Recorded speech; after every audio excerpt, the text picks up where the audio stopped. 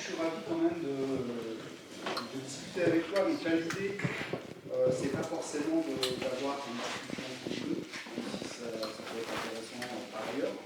C'est peut-être aussi que les questions qu'on va se poser, alors moi j'en ai préparé quelques-unes, je ne vais peut-être pas toutes te les poser parce que sinon ça va durer trop longtemps. Il y a encore l'apéro et on finira. Il y a l'apéro, il y a faire une pause, etc. Respirer. Et peut-être aussi voir plus globalement ce que ces questions évoquent chez vous. Enfin, je pense que c'est ça qui est un peu aussi au cœur de. Voilà. Peut-être que je pourrais partir de ce que tu viens de dire. À propos du film, effectivement. On parle de ski, on parle de dépendance, on parle de tourisme, et on a l'impression qu'il y a une sorte d'imaginaire, peut-être, qui nous capture en quelque sorte, et dont on aurait un petit peu de mal à sortir. Alors, je vais juste prendre ton livre quand même, parce que je fais mon Bernard Pivot pour essayer de ma génération, évidemment. Voilà. Donc ton livre, c'est Réinventons la montagne, Alpes 2030, un autre imaginaire est possible. Et ça, c'est important parce que je trouve que tu m'autorises en fait à dire un petit peu parce que ça c'est important, cet autre imaginaire possible, ça résonne un peu comme une promesse. C'est-à-dire que tu fais un certain nombre de constats de diagnostic des imaginaires dominants, et en particulier un, mais tu nous dis quand même qu'il y a une issue possible par rapport à ça. Et c'est ça en fait l'idée de réinventer, etc., les imaginaires. Alors tu parles un peu me semble-t-il, et tu me diras si j'ai pas des passages de ton livre, sur des imaginaires qui sont en conflit. Je crois que ton scénariste, trois, alors qui ne sont pas forcément précis, mais en tout cas, qui ne sont pas exactement, qui ne disent pas la même chose, etc.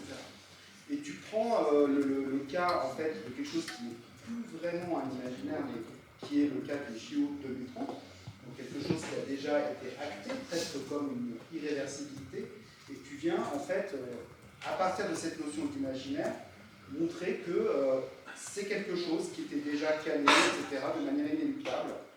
Alors je vais me lire, pardon. Le destin ou la forte probabilité qu'ils auront lieu part d'un constat amer, d'un autre arbitrage qui n'a pas pu se faire, une alternative qui aura échappé au président des régions Aura et PACA. Là, je vais te citer.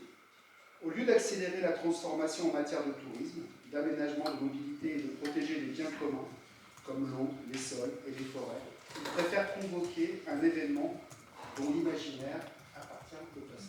Ça, c'est ce qu'on a appelé avec deux collègues des futurs obsolètes. Là, on pourrait parler un peu d'imaginaire obsolète. C'est quelque chose qui va arriver, mais qui appartient au passé. Et qui va nécessiter justement qu'on aille travailler, mettre en travail. Tu parlais, Benoît, tout à l'heure, au début de l'après-midi, de mettre en travail les conflits, je crois, au sein de la famille. Et c'est un peu le sens de ma première question. C'est-à-dire comment, toi, tu mets en travail ces imaginaires qui effectivement sont en conflit. Et j'ai l'impression que chez toi, dans ce que tu écris, les imaginaires, c'est pas qu'un truc qui se passe dans la tête. On a tous un imaginaire, on a tous une projection du monde préalable, mais c'est des choses qui sont assez concrètes et sur lesquelles se passe quand même un certain nombre d'arbitrages, et parfois qui sont irréversibles. Donc ma première question, c'est ça, elle est un peu large et abstraite, ma question, et tu n'es pas obligé de répondre à ma question. Comment on fait travailler, pourquoi tu mets en travail, si tu veux, ces imaginaires en fonction. Et pour toi, et là c'était un peu le sens de ma deuxième question que je suis immédiatement de ta première, résistance et arbitrage, comment résister à ce futur unique, justement, qui semble s'imposer aujourd'hui sans alternative. Là, je parle pour la question.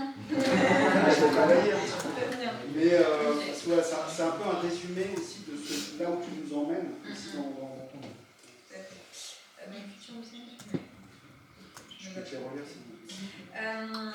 Je vais répondre à ta question, mais je vais d'abord introduire le livre, parce que là, je vous ai parlé d'un film qui s'appelle La Mèche de Main, et maintenant je vous parle d'un livre où il y a le mot Alpes 2030, donc vous allez encore me dire que je ne parle pas du bon sujet sur le bon territoire, et encore une fois, je ne serai pas d'accord avec cette supposition.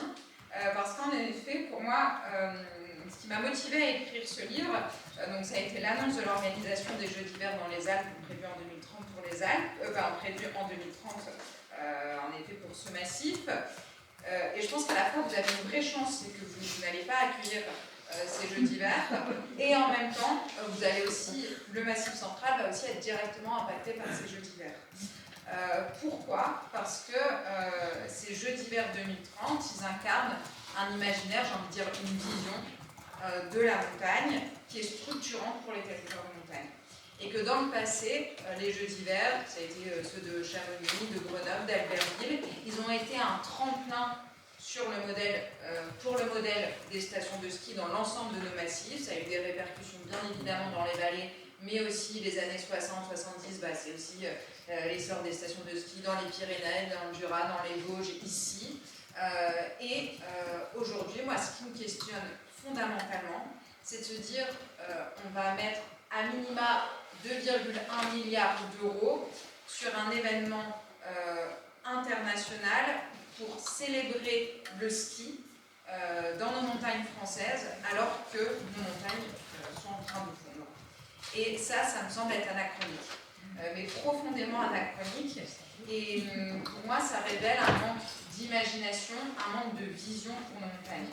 Et c'est ça qui m'a motivée à écrire, parce que je me suis dit, en effet, si on en est à inventer en 2025 des futurs obsolètes, soit c'est qu'on n'a pas du tout foi en l'avenir, et donc on se dit on va essayer de repartir des recettes du passé pour donner de l'élan, parce qu'en effet le quotidien est parfois pesant, et célébrer le sport, célébrer la solidarité dans un monde en conflit permanent, je peux comprendre qu'on ait envie de ça. Mais pourquoi on cherche à faire une fête qui est fondée sur un modèle qui est à bout de souffle? Ça, je ne peux pas le concevoir. Et je ne le conçois d'autant pas quand on sait que ces jeux, et ça a été dit, même par des responsables du ministère de l'Environnement, ces jeux seront la politique montagne des 5 prochaines années, voire des 5-10 prochaines années. Et donc, pour moi, ça c'en est même, pour le coup, c'est pas juste un manque d'imagination, je trouve que c'en est même, pour le coup, un manque de lucidité sur tout ce que doivent traverser nos territoires de montagne. On a là parlé pendant presque 5 heures du besoin d'accompagner financièrement et humainement la transition des stations de moyenne montagne. On vient de parler des enjeux d'agriculture, on a parlé de la ressource en eau, on aurait pu parler de nos forêts, on a parlé aussi des risques en montagne. Et en fait, tous ces sujets, pour moi, on va quand même les balayer pour dire finalement, toute notre énergie, ça va être pour faire en sorte que la descente en ski homme de Courchevel soit une réussite. Et ça, pour moi, ça manque de lucidité et ça crée des inégalités entre nos territoires de montagne à une période où on a justement besoin de mettre toutes nos énergies à la fois pour être lucide sur des problématiques qui ont été soulevées aujourd'hui, mais aussi pour accompagner des dynamiques qui sont profondément nécessaires, profondément inspirantes, comme Oisan Project, comme ce qui s'est passé en Chartreuse, comme ACUS, comme partout, toutes celles ici que je ne connais pas assez, parce que moi je vis dans Veldon et je ne connais pas assez bien le territoire. Mais voilà, c'est ça pour moi vraiment le problème dans lequel nous sommes. Et je pense qu'en effet, quand on parle d'imaginaire, l'imagination, des fois, on s'est vu comme un mot un peu bisounours, l'imagination, les doux rêveurs, etc. Bon, j'entends, mais pour moi, c'est pas ça le mot imaginaire. En fait, on a besoin d'avoir une vision pour nos montagnes. Sinon, on va juste essayer de gérer des problèmes les uns après les autres, essayer de mettre des pansements sur des plaies. On a un mauvais hiver, c'est pas grave, on continue à investir un peu plus dans l'enneigement artificiel, et puis on se rend compte qu'à un moment ça va casser. On a un problème sur l'eau, on ne repense pas totalement le cycle de l'eau grâce à l'hydrologie régénérative, mais on est sur une solution d'appoint. Et en fait, si on fait que ça, si on gère que des problèmes les uns à côté des autres, à la fois on peut se dire on va pas y arriver, et en plus c'est pas enthousiasmant et ça crée des problèmes de démocratie. Donc pour moi c'est ça, aujourd'hui on est à la fois dans une situation qui est compliquée, mais j'ai pas envie qu'on hypothèque nos futurs, j'ai pas envie qu'on se crée des futurs obsolètes, j'ai envie qu'on s'autorise à inventer des futurs lucides et désirables pour les montagnes. Voilà, c'est ça l'objectif. Ok, merci beaucoup. N'hésitez pas à intervenir hein, si vous souhaitez. L'idée, c'est de... Voilà. Pour essayer de relancer ma deuxième petite question, comment, et qui est liée un peu à cet espoir en fait, hein, qui nourrit en fait dans l'ouvrage, à propos de cette petite marge de manœuvre. Voilà. Et tu dis quelque chose au début du livre, et tu parles un petit peu de toi aussi. Tu dis voilà, moi je viens des territoires dominés, nord de la France, etc. Et d'ailleurs, voilà, il y a qui t'a dit qu'on n'avait pas le Los Angeles par rapport aux stations de ski ou des choses comme ça, je ne sais plus, il y a eu une citation comme ça. Et tu dis en fait, il y avait eu si j'ai bien compris, un manque d'anticipation. En fait. Ils ont un peu subi une sorte d'arrêt forcé. La fermeture, c'est un des mots qui fait peur. D'ailleurs, un autre mot qui fait peur, c'est le renoncement. Parce que c'est toujours vécu ou pensé comme quelque chose d'absolument subi, violent, radical, sans planification, sans concertation. Alors que toi, tu dis justement là, par rapport à ces milieux-là, par rapport à ces territoires de montagne, on a une marge de manœuvre. Et ça serait vraiment dommage, d'une certaine manière, de ne pas la saisir. Oui, oui. Ça va faire écho, je pense, ici au territoire. Donc moi, je suis originaire du bassin minier du Nord, donc dans une famille avec des mineurs, pas très loin de Saint-Poël, la fabrique des transitions. Et en effet, la fermeture des mines dans les années 80-90, ça a été à la fois un choc économique énorme, ça a surtout été un choc social, parce qu'on se retrouve sans emploi et surtout on se retrouve aussi sans dignité. Parce que d'un coup, pourquoi on se sentait légitime et fier, d'un coup ça disparaît parce que notre activité elle n'existe plus et on a les journalistes de Paris qui viennent nous dire de toute façon vous êtes que des chômeurs sans éducation. Ça pour moi c'est dramatique parce qu'après il faut relever un territoire de ça. Aujourd'hui dans nos montagnes on n'en est pas du tout là. On est pour moi sur des territoires qui ont tellement d'atouts. À la fois on est sur des territoires un peu plus riches, même s'il y a des grandes disparités entre les territoires de montagne. On a une diversité déjà économique. On n'est pas toujours sur une monoculture économique, loin de là. Par contre, on a tendance à regarder qu'une partie de notre économie. Si je reviens sur l'agriculture, quand on parle de montagne au niveau national, quand on parle d'emploi en montagne, on parle toujours de tourisme, on parle souvent de tourisme hivernal. Le nombre d'emplois liés à l'agriculture en montagne, c'est plus du double que le nombre d'emplois liés au tourisme hivernal en montagne. Alors si vous devez faire une priorité sur l'emploi, on devrait la faire sur l'agriculture et pas sur le tourisme hivernal. Il y a aussi des enjeux. Voilà, je pense que la question économique en montagne, on a du mal à la traiter parce qu'à chaque fois, on la regarde avec un prisme. Donc ça me questionne beaucoup. Les atouts qu'on a, cette diversité, et puis en effet, selon les territoires, on a plus ou moins des laps de temps pour agir. Alors, un peu moins en basse ou moyenne montagne qu'en haute altitude, mais voilà, tout ça me fait dire que quand même il y a des ingrédients que n'avait pas pour moi le bassin minier il y a quelques années quand ils se sont pris une fermeture économique et des catastrophes sociales associées. Et donc aujourd'hui, l'anticipation, malheureusement, vu qu'on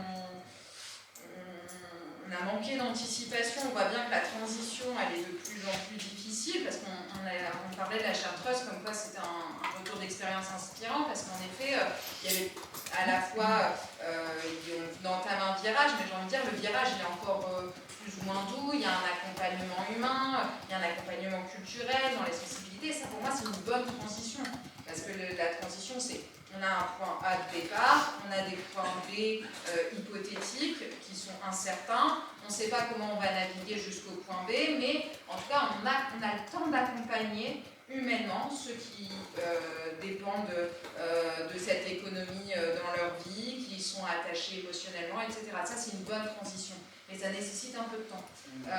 Après on peut se retrouver dans des situations, et c'est le cas de l'Alpe du Grand Cerf aujourd'hui, où on ne parle plus de transition, là on n'est même plus sur la bifurcation, on est sur un virage avec un arrêt net, on se prend un mur.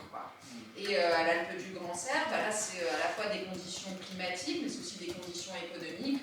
où la présidente de la communauté de communes a dit mais en fait c'est plus possible, ça a été dit tout à l'heure, si je continue à mettre de l'argent dans le ski, je ne mettrai plus dans d'autres services à la population. Et pour moi c'est pas acceptable. Là d'un coup c'est difficile parce que c'est une transition accompagnée, c'est des personnes qui disent mais on perd notre emploi, on perd potentiellement la boulangerie, on perd potentiellement l'école du village, enfin voilà, d'un coup il y a une panique parce que ce de quoi on était dépendant part du jour au lendemain. Et en plus, il y a tous ces attachements. Donc, pour moi, il y avait un vrai enjeu à travailler sur l'anticipation. Aujourd'hui, on en a encore des fois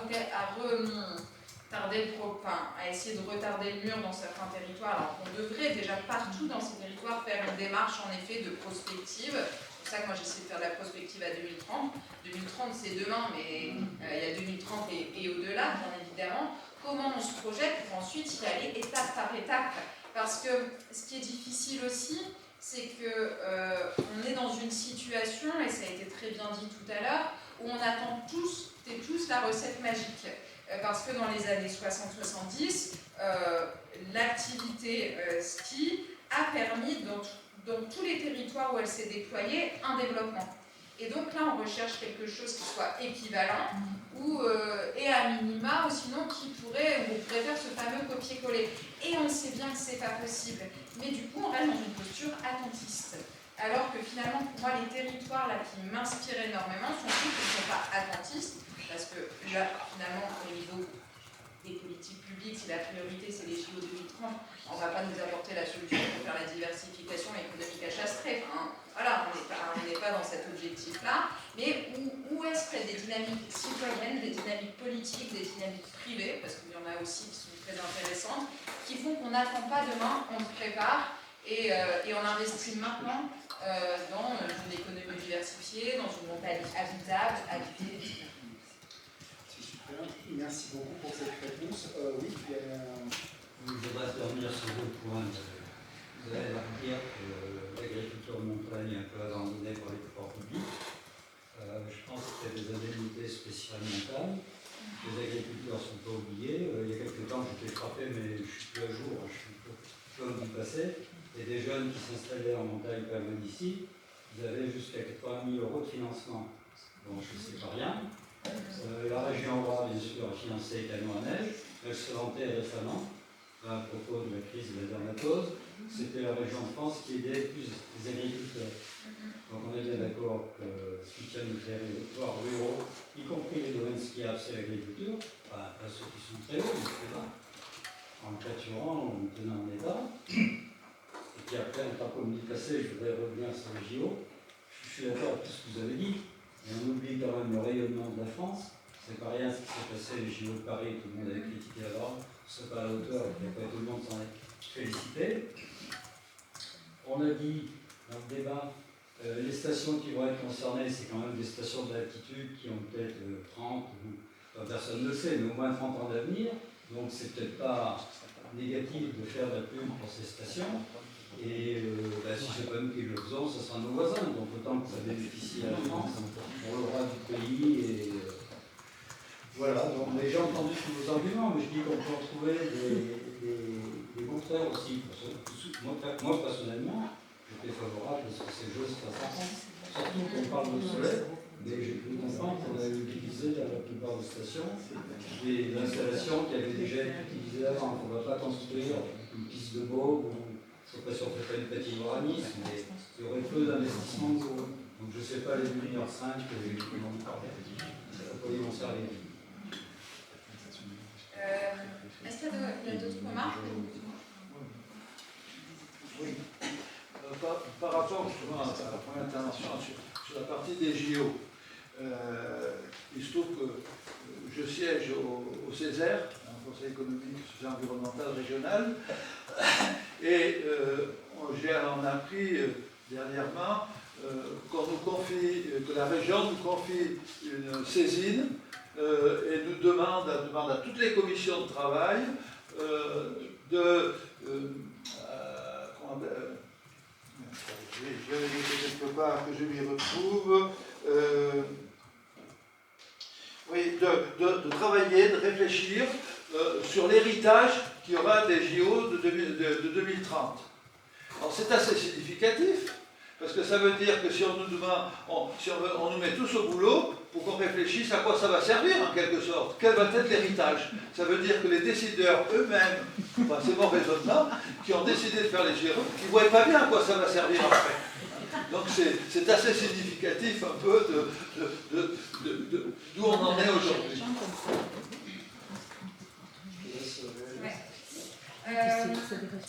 Avant d'aller sur le champ des JO, sur l'agriculture, heureusement on a des aides associées. Je pense que par contre on manque d'anticipation sur à quoi vont ressembler nos montagnes demain et quelle place de l'agriculture en montagne demain.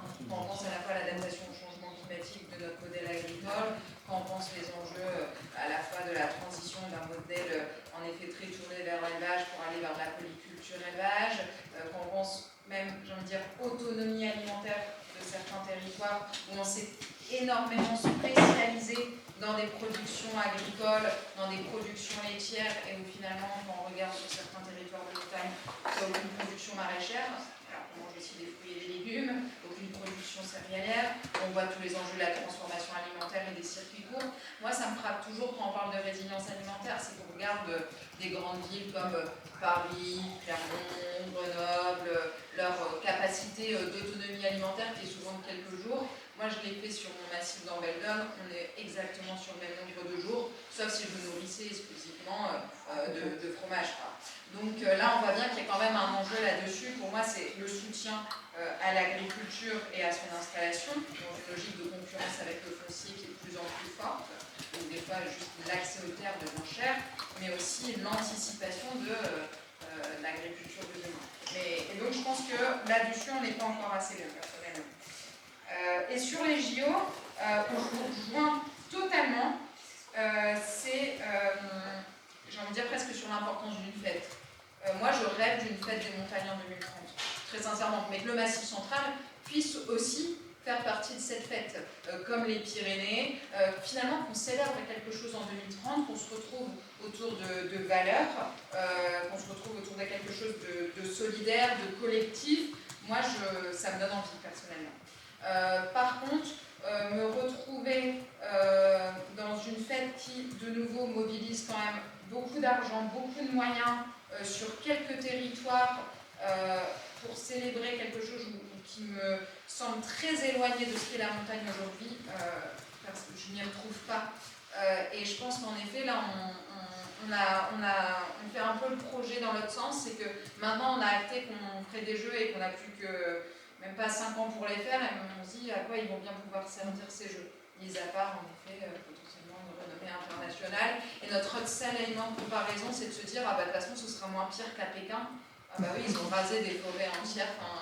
Donc ça, je trouve ça profondément dommage.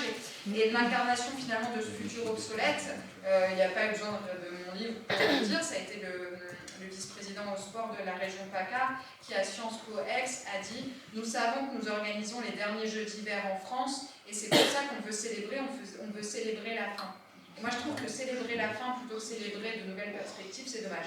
Donc je propose juste qu'on réinvente les Jeux.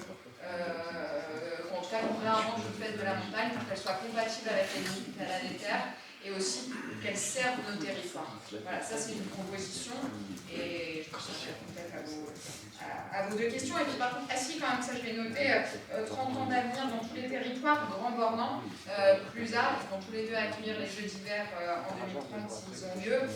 Le Grand Bornand, ces dernières années, ramenait de la neige artificielle en partie en camion parce qu'il manquait de neige naturelle. Enfin, voilà, et ça pose question. Et je pense qu'il faut vraiment aller au-delà de l'événement sportif et de questionner finalement pourquoi ici on se dirait en fait on ne va pas financer des canons à neige parce qu'il faut qu'on transitionne et que dans un autre territoire pour 2030 on donne un chèque pour des canons à neige. Enfin, ça me paraît quand même être on ne met pas tout le monde dans le même bateau pour s'enclencher, pour mettre sérieusement au boulot. Je voudrais juste compléter sur l'agriculture parce que effectivement ça me semble important avec un exemple. Parce que en fait vous parlez de la question des moyens financiers, des aides, etc. Oui, il y en a, Mais c'est tout l'enjeu, en fait, c'est cette allocation des moyens. On voit qu'aujourd'hui, on dit qu'on manque d'argent, mais en fait, l'argent, entre guillemets, il est là, il y en a beaucoup. Et c'est bien une question d'allocation, et c'est tout le débat aujourd'hui. Et à titre d'exemple, j'en ai en tête dans une région qui m'est chère, dans le Briançonnais, dans la vallée de Serre-Chevalier, à Motier-les-Bains, où à Motier-les-Bains, par exemple, là, ils viennent à l'issue d'un travail avec la SAFER, de lotir, parce que la question de l'agriculture, souvent en montagne, c'est une question de roman, de lotir 2,5 hectares pour permettre l'installation de nouveaux agriculteurs, nouveaux exploitants. Et donc c'est évidemment tout à fait louable. Et en même temps, on est obligé de relativiser, parce que quand on regarde les chiffres d'artificialisation des sols sur cette même commune entre 2011 et 2022, il y a eu près de 19 hectares qui ont été artificialisés pour construire des résidences touristiques. Donc, on a 2,5 hectares qu'on arrive tant bien que mal à lotir versus 19 hectares pour construire de l'immobilier sur des terres agricoles qu'on n'a pas eu de mal à transformer. Donc voilà, c'est bien cette question de choix et d'équilibre en fait qui aujourd'hui est questionnée par toutes ces initiatives et dont les JO finalement ne sont qu'un exemple supplémentaire.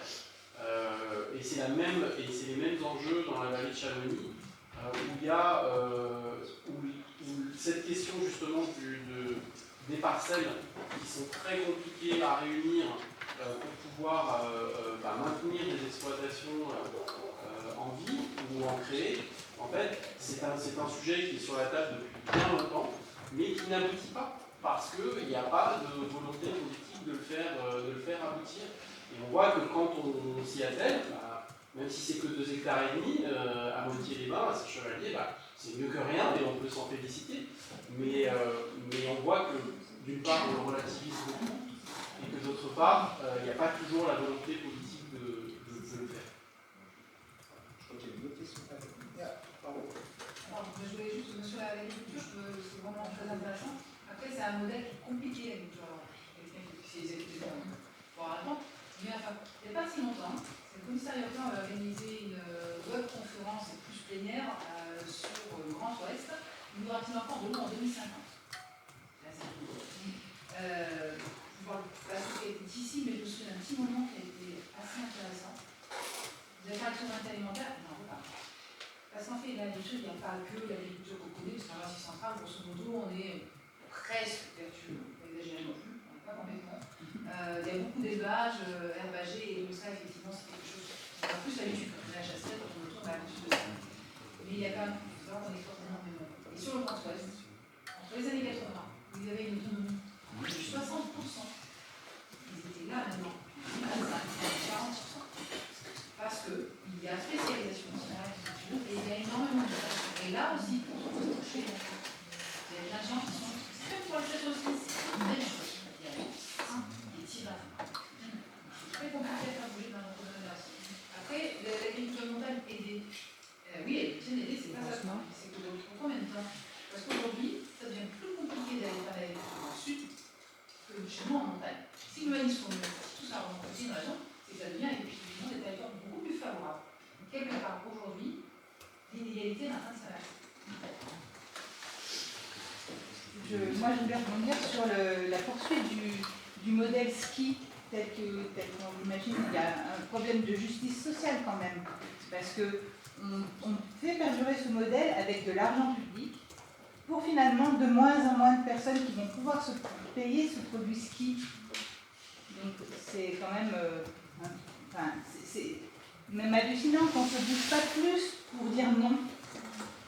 Parce que finalement, déjà, c'est une activité qui ne concerne pas tout le monde. Il y a quand même peu de gens qui vont en vacances skier ou qui skient, même des locaux ici.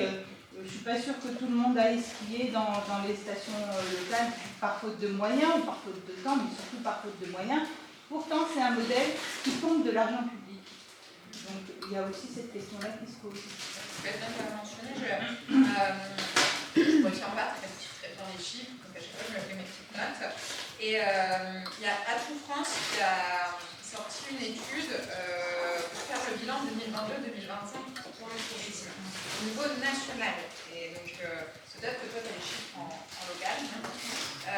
Ils ont posé la question aux Français sur ces 3 dernières années. Est-ce que vous êtes allé en montagne ou pas et quand? Ce qui est déjà quand même très intéressant, c'est de se dire que 41% des Français sont allés en montagne l'été ces 3 dernières années. 30% ils sont allés l'hiver. Et dans ces 30%, la question c'est quelles parts sont allées au ski. Généralement, on entend les 7%, mais en moyenne des Français qui skient chaque année. Donc déjà, à France, on acte bien qu'à aujourd'hui, le tourisme, l'été fonctionne mieux que l'hiver. Ils ont ensuite posé la question, qu'est-ce que vous allez chercher en montagne? Quelle est la principale raison? Les 2 tiers disent qu'on va chercher le calme et la nature. C'est la principale raison. Et d'ailleurs, ce qui est étonné, et c'était pour une association qui travaille sur la préservation de la montagne et les questions d'aménagement, Atout France titrait « La montagne non aménagée est de plus en plus plébiscitée ». Et donc, voilà, ça pose question sur, en effet, la question non pas de ce que tu disais très bien, Benoît, où est-ce qu'on alloue l'argent public, sachant, et ça avait fait beaucoup écho, en effet, le soutien économique aux stations. Moi, je suis professionnelle du tourisme en montagne, dans un régime d'État, j'ai 0 argent public, et il faut toujours rappeler que 25% du chiffre annuel des stations ayant un chiffre d'affaires inférieur à 15 millions d'euros, c'est de l'argent public. Il y a très peu de modèles économiques qui sont autant subventionnés. Donc, il faut toujours poser le pourquoi, et se dire finalement, si on réfléchit autrement, qu'est-ce qu'on pourrait faire? Et je pense que, mais ça tu le disais très bien en introduction, il y a à la fois des questions de rationalité économique, et aujourd'hui des stations ferment, non pas pour des questions climatiques, mais pour des questions économiques, mais il y a aussi toute la dimension culturelle, qui là pour le coup est à travailler, et renoncer à une activité économique certes, renoncer à une activité qui nous a plu, c'est aussi compliqué, parce que c'est très plaisant, mais du coup il y a pour moi toujours l'importance de questionner le pour faire quoi, et je pense que le pour faire quoi, il est vraiment très intéressant à travailler territoire par territoire, parce que finalement on vit une période de turbulence, de crise, et du coup cette période de turbulence et de crise, elle nous permet de nous poser des questions qui sont fondamentales, qui sont qui nous sommes, qu'est-ce qu'on a envie d'être, pourquoi on est sur ce territoire, pourquoi on y est attaché, qu'est-ce qu'on a envie de faire voir advenir sur ce territoire, pourquoi on s'engage sur ce territoire, et c'est pas du tout la même chose qu'agir par contrainte. Je pense qu'on a vraiment besoin de déplacer le débat sur, il y a des contraintes, elles sont claires, il faut qu'on y aille, mais il n'y a pas que des contraintes. Et moi, quand j'entends parler la Chartreuse, en fait, j'ai aussi envie d'y aller, quoi, parce que ça me donne envie. Et ça, pour moi, c'est fondamental, la discussion dans ce sens-là. Et j'en reviens, mais sur la dimension participative, je pense que ça permet d'embarquer toute une commune, de réfléchir sur qu'est-ce qu'on veut pour notre commune dans les prochaines années. On est très lucide sur les problèmes, ça ne plaira pas à tout le monde, mais il y a peut-être des points de reliance qui, eux, vont exister. Moi, ce que tu dis, alors là, je n'ai pas une question, mais j'ai peut-être une réaction par rapport à ce que tu viens de dire, et peut-être depuis une expérience que je vis depuis quelques années avec Chassenet, avec pas mal de personnes qui sont ici. Alors peut-être que tout le monde ne le sait pas, mais ça fait peut-être 4-5 ans qu'on vient avec des étudiants, qu'on mène aussi des projets de recherche, qu'on mène des enquêtes. C'est une enquête lente, patiente, pas du tout spectaculaire, très lente. On a un peu la besoin des escargots. J'ai l'impression que la lenteur, ça va un petit peu aussi avec la douceur, qui est un mot qu'on utilise pas mal à Chastret, et qui s'oppose un peu à la performance. Je sais plus qui parlait d'Olivier Hamon. Cette idée-là, c'est-à-dire une sorte de culte comme ça, de super-héroïsation de la performance et de la transformation radicale, un peu l'effet waouh, comme on sait bien faire d'ailleurs dans les écoles de commerce. Moi je travaille aussi dans une école de commerce.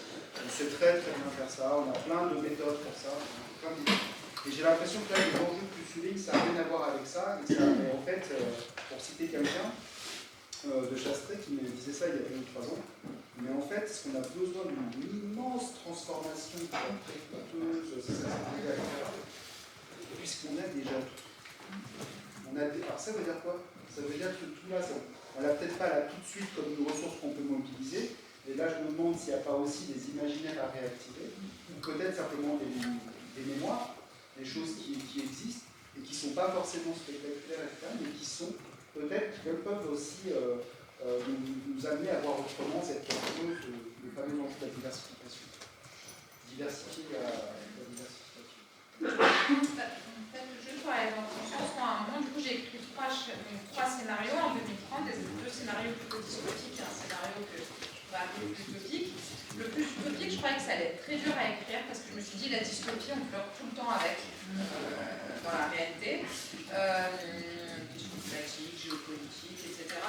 L'utopie, je me suis dit, c'est compliqué quand même de donner envie.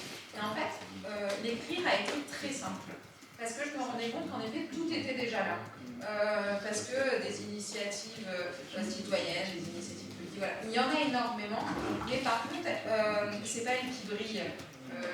C'est vraiment merci de le dire, c'est pas elle qui brille, c'est pas l'idéal, c'est pas l'effet waouh.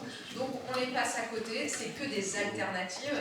Donc si c'est des alternatives, c'est que c'est pas la réalité, donc c'est minoritaire. Et en fait, moi j'aimerais bien qu'on se concentre sur ce qui brille pas, mais ce qui fait sens. Et ça me permet peut-être, moi je me suis projetée par exemple dans mon territoire en 2030, mais peut-être que toi on peut aussi t'entendre sur, par rapport au fait que tu aies fait l'escargot et que tu aies vu justement tout ce qui ne brille pas, mais qui pour autant a beaucoup de valeur et de richesse. Comment toi tu te projettes, alors à chaque fois, même au-delà, hein, sur le territoire en 2030, dans quelque chose qui soit lucide? Alors, pour te répondre, merci pour cette question ultra difficile. Le premier point, c'est que je suis tard en fait, dans ce territoire, parce que tout le temps, moi je rentre chez moi. Et chez moi, c'est à Rion, hein, c'est pas tout à fait ici, etc. Mais il faut prévenir pour y aller.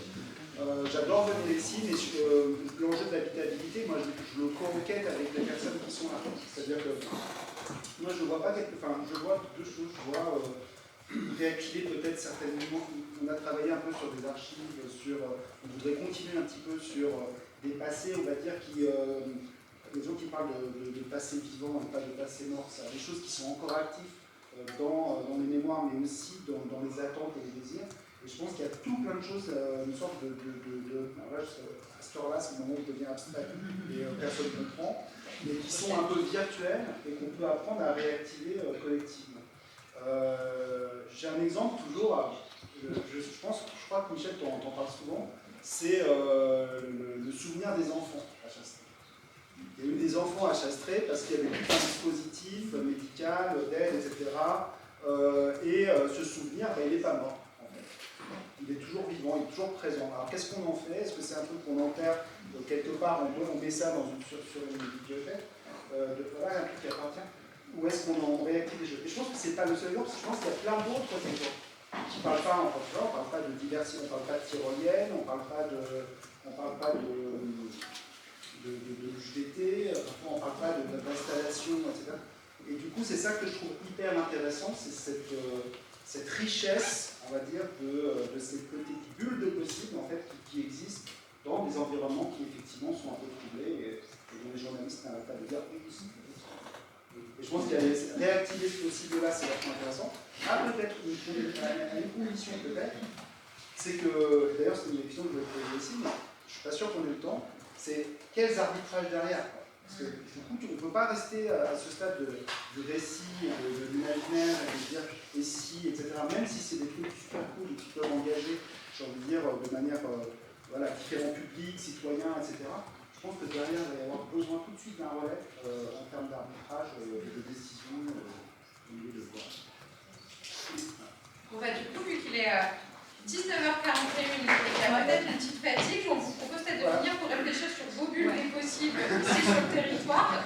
Et après, vous vous ferez bien outiller par Alban pour la démocratie vivante pour rendre tout ça concret et réalisable et être accompagné par